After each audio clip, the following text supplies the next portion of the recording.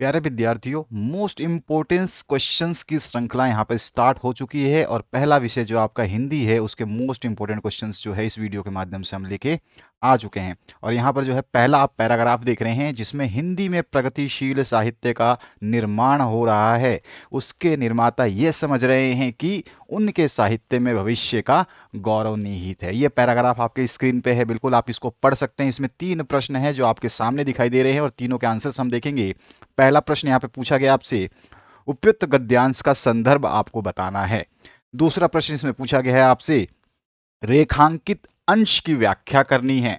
और तीसरा जो प्रश्न है इसमें पूछा गया है, दूर के ढोल सुहावने होते हैं का क्या आशय है। ये आपको लिखना है। तो ये गद्यांश आप देख लीजिए, ढंग से समझ लीजिएगा। क्या आपने इस गद्यांश को पढ़ा है, क्या आपने इसके संदर्भ या व्याख्या को जाना है? नहीं जाना है तो इस वीडियो के माध्यम से जानिए। और अब जो आपके वीडियोस आएंगे वो सारे के सारे IMP टॉप क्वेश्चंस, चाहे वो कोई भी क्वेश्चन हो, सारे के सारे वीडियोस कंटिन्यूअस आते रहेंगे।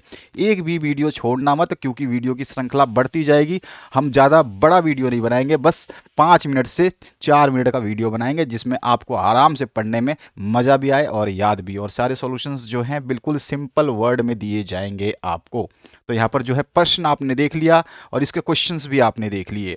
अब क्वेश्चन के आंसर्स देखते हैं। सबसे पहले उपयुक्त गद्यांश का संदर्भ लिखने की बात हो रही है, तो इसका संदर्भ लिखते हैं, प्रस्तुत गद्यांश हमारी पाठ्य पुस्तक हिंदी गद्य में संकलित क्या लिखूं पाठ से उद्धृत किया गया है और इसके लेखक जो है वो पद्मूलाल पुन्नालाल बख्शी हैं। ठीक है, अब इसके बाद आते हैं नेक्स्ट, इसके सेकंड पार्ट में क्या पूछा गया है, रेखांकित अंश की व्याख्या करनी है। रेखांकित अंश जो है आपने देख लिया है कि इस अंश की व्याख्या आपको करनी है।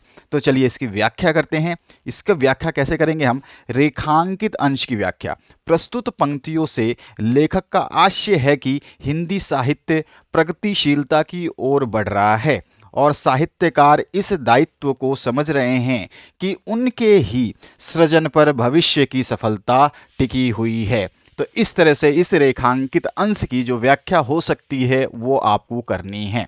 इसके बाद आते हैं तीसरे प्रश्न पे, जिसमें इसमें पूछा गया है, दूर के ढोल सुहावने होते हैं का आशय लिखिए।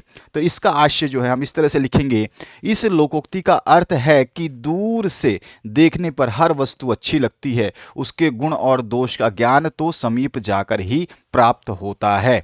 ठीक है, तो इस तरह से ये पहला आपने जो है पैराग्राफ देखा और इसके सटीक सटीक जो आंसर्स बन सकते हैं वो आपने देखे।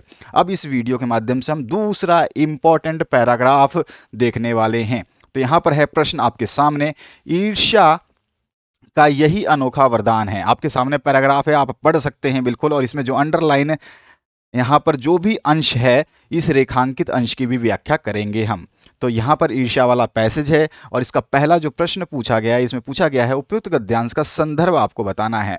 तो यहाँ पर दूसरा प्रश्न पूछा गया है, रेखांकित अंश की व्याख्या करनी है। और तीसरा जो प्रश्न पूछा गया है, लेखक ने ईर्ष्या को अनोखा वरदान क्यों कहा है। तो चलिए इन सभी प्रश्नों के उत्तरों को देखते हैं। सबसे पहला जो प्रश्न है, इसमें संदर्भ आपको लिखना है। तो संदर्भ क्या हो जाएगा, प्रस्तुत गद्यांश हमारी पाठ्य पुस्तक हिंदी गद्य में संकलित ईर्ष्या तू ना गई मेरे मन से लिया गया है। और इसके लेखक जो है कौन है, रामधारी सिंह दिनकर हैं। ये थोड़ा सा आपको ध्यान रखना है, हर चीज को अच्छे तरीके से बारीकी से समझना है। इसके बाद जो नेक्स्ट पार्ट है, इसमें आपसे पूछा गया रेखांकित अंश की व्याख्या। रेखांकित अंश में लिखा है, ईर्ष्यालु मनुष्य करे भी तो क्या, आदत से लाचार होकर उसे यह वेदना भोगनी पड़ती है। तो इसका अंश का व्याख्या जो हम करेंगे, तो हम बताते हैं, प्रस्तुत पंक्ति में लेखक कहता है कि ऐसे व्यक्ति जो दूसरों से उनके ऐश्वर्य और सुख सुविधा को देखकर ईर्ष्या किया करते हैं,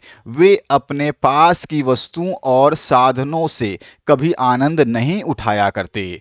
उन्हें इस उन्हें बराबर इसी बात की चिंता रहती है कि दूसरों के पास अमुक वस्तु क्यों और कैसे है, हमें क्यों नहीं प्राप्त होती। तात्पर्य यह है कि जिस व्यक्ति के हृदय में दूसरों के प्रति और उन्नति यानी कि उनकी उन्नति देख करके ईर्ष्या भाव जागृत होता है, वह व्यक्ति कभी भी सुख नहीं प्राप्त कर सकता। वह सदैव कष्ट उठाता है, क्योंकि उसके दुख का कारण वे साधन होते हैं जिन्हें दूसरे लोग भोग रहे होते हैं। तो रेखांकित अंश की व्याख्या आपने समझ ली। अब इसमें तीसरा जो प्रश्न पूछा गया है वो देखिए, लेखक ने ईर्ष्या को अनोखा वरदान क्यों कहा है। तो चलिए अब इस प्रश्न के आंसर को देखते हैं। तो यहां पर जो है, ईर्ष्यालु व्यक्ति को वेदना इसलिए भोगनी पड़ती है क्योंकि उसकी ईर्ष्या का कारण वे साधन हैं जिन्हें दूसरे लोग भोग रहे हैं, और मनुष्य की इसी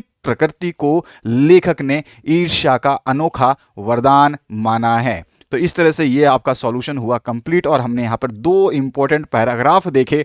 आने वाले आपके कंटिन्यूअस वीडियोस में पैराग्राफ और मोस्ट आईएमपी क्वेश्चंस आपको कंटिन्यूअस मिलते रहेंगे, हर सब्जेक्ट के मिलते रहेंगे। एक वीडियो मिस मत करना, और अपने दोस्तों को ज़्यादा से ज़्यादा शेयर करें ताकि वो लोगों ने इन पैसेज को नहीं देखा है, उनको नहीं पढ़ा है, तो इन पैराग्राफ को पढ़ ले। इसके बाद नेक्स्ट वीडियो में हम कविताओं के पैराग्राफ देखेंगे। इसी तरह से हम जो है गद्य भी लेते चलेंगे और पद्य भी लेते चलेंगे, जिससे कि आप जो है आसानी से अपने आप को पूरा का पूरा प्रिपेयर कर पाएं। तो आशा करता हूं इस वीडियो को आपने शेयर कर दिया होगा, और चैनल के आई बटन को दबा करके देख सकते हैं आप, पूरी प्लेलिस्ट आपको मिल जाएगी।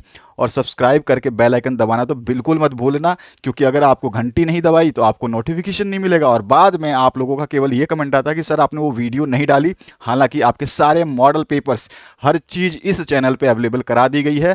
आप कहीं भी सर्च करिए, आपको सारे मॉडल पेपर्स नहीं मिलेंगे, कोई एक दो मॉडल पेपर किसी ने करवाया होगा। हमने आपको पूरा बोर्ड की वेबसाइट पर जो जारी किया गया ऑफिशियल मॉडल पेपर, उसको कंप्लीट करा दिया है।